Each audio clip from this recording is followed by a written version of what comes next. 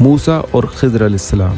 حضرت موسیٰ علیہ السلام کی زندگی میں ایک بہت اہم واقعہ پیش آیا جس کا ذکر اللہ تعالیٰ نے قرآن مجید کی سورہ کہف میں کیا ہے۔ یہ واقعہ حضرت موسیٰ علیہ السلام کی ملاقات ایک خاص بندے حضرت خضر علیہ السلام سے ہے۔ اس کہانی سے ہمیں اللہ تعالیٰ کی علم کی وسعت، گہرائی اور انسانی سمجھ کی لمیٹیشن کا پتہ چلتا ہے۔ کہتے ہیں کہ موسیٰ علیہ السلام کو ایک بار یہ احساس ہوا کہ ان کے پاس سب سے زیادہ علم ہے۔ شاید ان سے کوئی سوال پوچھا گیا تھا یا شاید یہ ان کی سوچ تھی، لیکن اللہ تعالیٰ نے اپنی بے انتہا حکمت سے موسیٰ علیہ السلام کو ایک سبق سکھانا چاہا۔ انہوں نے موسیٰ علیہ السلام کو بتایا کہ ان کا ایک بندہ ایسا بھی ہے جس کے پاس وہ علم ہے جو موسیٰ علیہ السلام کے پاس نہیں ہے۔ موسیٰ علیہ السلام یہ جان کر بہت ایکسائٹڈ ہوئے اور انہوں نے پوچھا کہ وہ شخص مجھے کہاں ملے گا، اس سے کیسے ملوں؟ اللہ نے اس کی راہ دکھائی اور کہا، مجمع البحرین، دو دریاؤں کی ملنے کی جگہ پر میرا ایک بندہ ہے جو تم سے زیادہ علم والا ہے۔ اللہ نے موسیٰ علیہ السلام کو نشانی دی کہ جب تمہاری مچھلی جو تم ساتھ لے جا رہے ہو وہ گم ہو جائے تو سمجھ لینا کہ یہ وہی جگہ ہے جہاں پر وہ تمہیں ملے گا۔ اللہ تعالیٰ کے حکم کو مانتے ہوئے موسیٰ علیہ السلام نے سفر کی تیاری کی اور اپنے ایک نوجوان شاگرد یوشع بن نون کے ساتھ نکل پڑے۔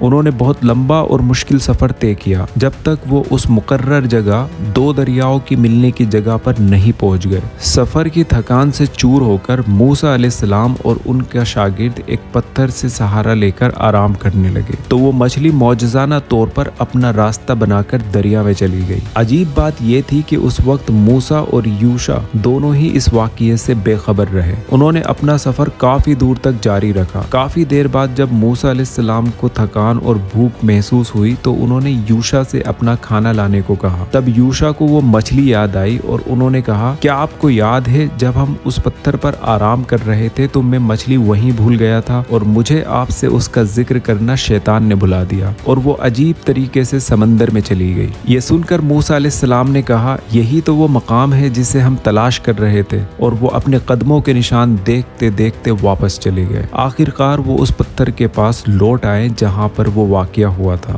وہاں انہوں نے ایک شخص کو دیکھا جن کا نام خضر تھا، جنہیں اللہ نے رحمت خاص سے نوازا تھا اور اللہ نے انہیں ایک خاص علم بخشا تھا۔ موسیٰ علیہ السلام نے جن کا نام خضر تھا ان کے پاس ادب سے جا کر کہا، جو علم اللہ کی طرف سے آپ کو سکھایا گیا ہے، اگر آپ اس میں سے مجھے کچھ بھلائی کی باتیں سکھائیں تو کیا میں آپ کے ساتھ رہوں؟ تو خضر علیہ السلام نے کہا، میرے ساتھ رہ کر تم صبر نہیں کر پاؤ گے، اور جس بات کی تمہیں خبر ہی نہیں ہے اس پر تم صبر کر بھی کیسے سکتے ہو؟ موسیٰ علیہ السلام نے کہا کہ اگر اللہ نے چاہا تو آپ مجھے صبر کرنے والا پائیں گے اور میں آپ کے کسی بھی حکم کے خلاف کچھ نہیں کروں گا۔ موسیٰ علیہ السلام کی اس سچی خواہش کو دیکھتے ہوئے خضر علیہ السلام نے یہ درخواست قبول کر لی، لیکن ایک شرط کے ساتھ، اگر تم میرے ساتھ چلو تو مجھ سے کوئی بھی چیز کے بارے میں سوال مت کرنا جب تک کہ میں خود تم سے اس کے بارے میں نہ بتاؤں۔ موسیٰ علیہ السلام نے یہ شرط مان لی اور ان کا ایک عجیب سفر شروع ہوا۔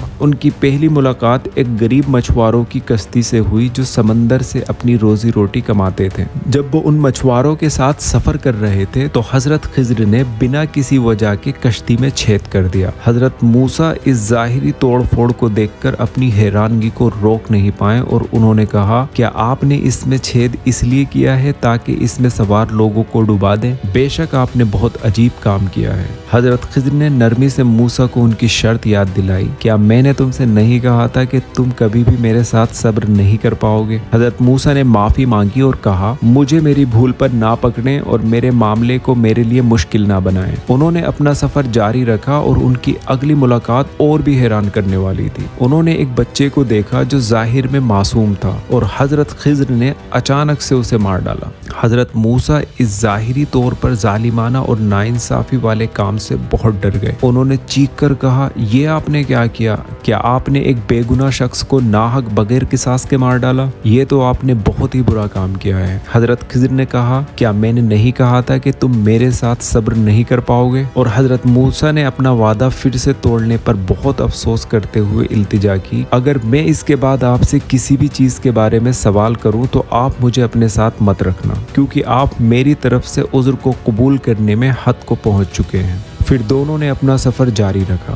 जब तक कि वो एक ऐसे गांव में नहीं पहुंच गए जहां के लोगों ने उनके साथ बुरा सलूक किया और उन्हें खाना या ठहरने के लिए जगह भी नहीं दी। फिर उन्होंने वहां एक दीवार देखी जो गिरने वाली थी, तो हजरत खिज़र ने बिना किसी मुआवजे की उम्मीद किए उस दीवार की मरम्मत कर दी, उसे ठीक कर दिया। हजरत मूसा ने जब उन लोगों के लिए इस मेहरबानी को देखा तो सवाल किया, अगर आप चाहते तो इस काम के लिए पैसे मांग सकते थे ताकि खाने का काम चलता। इस बार हजरत खिज़र ने ऐलान किया, अब तुम्हारा और हमारा अलग होने का टाइम आ गया, क्योंकि आप अपने वादे पर कायम नहीं रहे। मगर फिर भी उन्होंने अपने ज़ाहिरी तौर पर अजीब कारनामों की हिकमत बतानी शुरू की, उन वाक़ियात के पीछे के सच को बताया जो मूसा अलैहिस्सलाम की समझ के परे थे। हजरत खिज़र ने कहा कि वो कश्ती गरीब लोगों की थी जो दरिया में मेहनत करके यानी कश्ती चलाकर गुजारा करते थे, और उनके सामने की तरफ एक बादशाह था जो हर अच्छी चीज को जबरदस्ती छीन लेता था। तो मैंने चाहा कि उसे ऐबदार कर दूं ताकि उस पर कब्जा ना कर सके।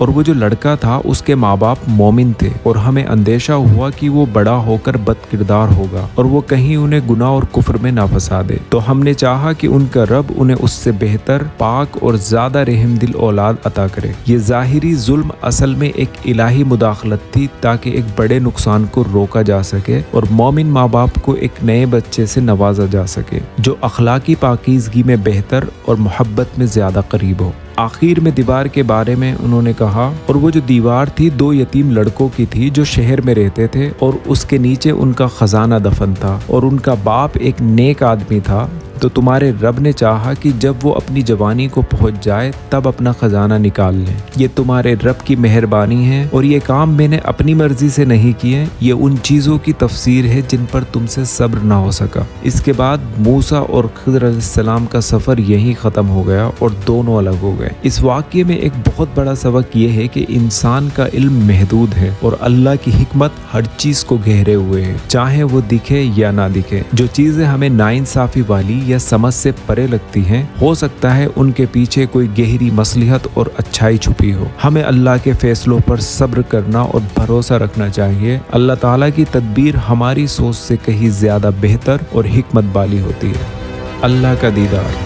हज़रत मूसा अलैहिस्सलाम को अल्लाह ताला से डायरेक्ट बात करने का शर्फ हासिल था, इसलिए उन्हें कलीमुल्लाह कहा जाता था। तौरात के नुज़ूर और अल्लाह से हम कलामी के बाद उनके दिल में अल्लाह ताला के दीदार करने की शदीद ख्वाहिश पैदा हुई। ये उनकी अल्लाह से मोहब्बत और क़ुर्बत की इंतहा थी। उन्होंने कोहे सिना पर अल्लाह ताला से अर्ज़ किया, ए मेरे रब, मुझे अपना दीदार करा दे ताकि मैं तुझे देख सकूं। अल्लाह ताला ने फरमाया, लन तरानी, तुम मुझे हरगिज़ नहीं देख सकोगे। इस दुनिया में अपनी इन आँखों से तुम मुझे हरगिज़ नहीं देख सकोगे। अल्लाह की ज़ात और उसकी तजल्ली को बर्दाश्त करने की ताकत इंसानी आँखों में इस दुनिया में नहीं है। फिर अल्लाह ने फरमाया, लेकिन इस पहाड़ की तरफ देखो, अगर ये मेरी तजल्ली पड़ने के बाद अपनी जगह पर कायम रहा तो तुम मुझे देख सकोगे। जब अल्लाह ताला ने अपनी तजल्ली का एक हल्का सा हिस्सा उस पहाड़ पर डाला तो वो अजीम व शान पहाड़ रेजा रेजा हो गया। इस हेबतनाक मंजर को देखकर हजरत मूसा अलैहिस्सलाम बेहोश होकर गिर पड़े।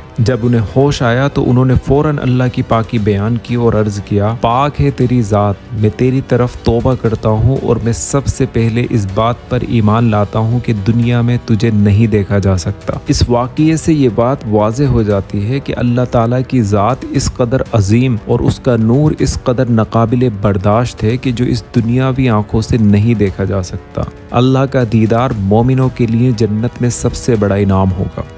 और ये है हमारी कहानी का आखिरी चैप्टर, हज़रत मूसा की वफ़ात। हज़रत मूसा अलैहिस्सलाम की ज़िंदगी अल्लाह के पैगाम को फैलाने, बनी इसराइल की रहनुमाई करने और फ़िरौन जैसे ज़ालिमों का मुकाबला करने में गुजरी। उन्होंने 40 साल तक वादी यतीम में अपनी कौम के साथ भटकना भी बर्दाश्त किया। आखिरकार जब 40 साल पूरे होने वाले थे और उनको वादा की गई ज़मीन में दाखिल होने का वक्त करीब था तो उनकी ज़िंदगी का सफ़र इख्तिताम पर आ चुका था। सही बुखारी और हदीस की दूसरी किताबों में हजरत हुरैरा रज़ी अल्लाह अन्हु से रिवायत है, मलकुल मौत का फरिश्ता एक बार हजरत मूसा अलैहिस्सलाम के पास इंसानी शक्ल में आया, उनका इम्तिहान लेने के लिए या उन्हें खबर देने। रिवायत के अल्फाज में कुछ फ़र्क है, लेकिन मशहूर रिवायत के मुताबिक मूसा अलैहिस्सलाम ने उन्हें पहचाने बगैर या इंसानी तकाजे से उन्हें एक थप्पड़ मारा, जिससे फरिश्ते की ज़ाहिरी आँख को नुकसान पहुँचा। फरिश्ता अल्लाह ताला के पास वापस गया और अर्ज़ किया, ए परवरदिगार, तूने मुझे ऐसा ایسے بندے کے پاس بھیجا جو مرنا ہی نہیں چاہتا۔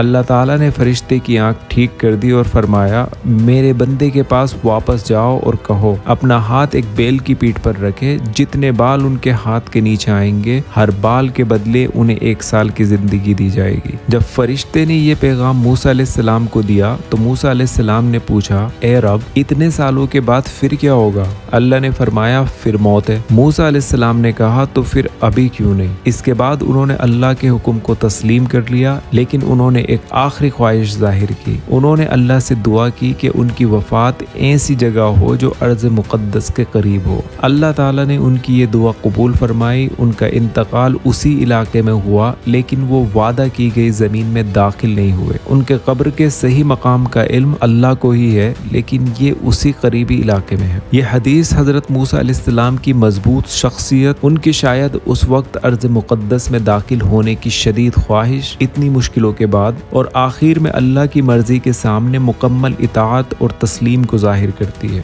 تو یہ تھی حضرت موسیٰ علیہ السلام کی زندگی کی ایک جھلک، جو ایمان، ہمت، صبر اور اللہ پاک پر توکل، ظلم کے خلاف جہاد اور انسانی کمزوریوں اور اللہ کی رحمت کی ایک عظیم داستان۔ حضرت موسیٰ علیہ السلام اسلام کے 5 سب سے عظیم پیغمبروں میں سے ایک ہیں، جنہیں اولو العزم من الرسل کہا جاتا ہے، جنہیں بلند ہمت والے رسول کہا جاتا ہے۔ ان کی زندگی سے ہمیں یہ سبق ملتا ہے کہ حق کی راہ میں مشکلیں آتی ہیں۔ فرعون کی طاقت اور سلطنت اللہ کی قدرت کے سامنے ریت کا ڈھیر ثابت ہوئی، اور ہمیں یہ بھی سبق ملتا ہے کہ اللہ کی نافرمانی کا انجام برا ہوتا ہے، جیسا کہ بنی اسرائیل کا 40 سال تک بھٹکنا ظاہر ہے، لیکن اللہ کی رحمت بھی بہت وسیع ہے، وہ توبہ قبول کرنے والا ہے۔ اور حضرت خضر علیہ السلام کے واقعے سے ہمیں اللہ کی حکمت کی گہرائیاں اور اپنے علم کی کمزوری کا احساس ہوتا ہے، اور یہ سبق ملتا ہے کہ ہر حال میں اللہ کے فیصلوں پر صبر اور شکر کرنا چاہیے۔ اللہ تعالی ہم سب کو حضرت موسیٰ علیہ السلام اور تمام انبیاء کریم علیہ الصلوۃ والسلام کے نقش و قدم پر چلنے کی توفیق عطا فرمائے، ان کی زندگی سے سبق حاصل کرنے، اپنے ایمان کو مضبوط کرنے اور اللہ کی رضا حاصل کرنے کی کوشش کرنے کی توفیق دے۔